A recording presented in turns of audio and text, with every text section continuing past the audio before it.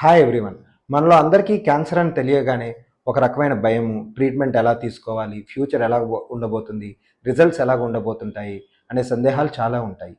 ఇప్పుడు 2025లో మనకి latest developments సర్జరీలో కానీ, మెడికల్ ఆంకాలజీలో కానీ, రేడియేషన్ ఆంకాలజీలో కానీ ఈ డెవలప్మెంట్స్ వలన క్యాన్సర్ అనగానే భయం అనేది అవసరం లేదు.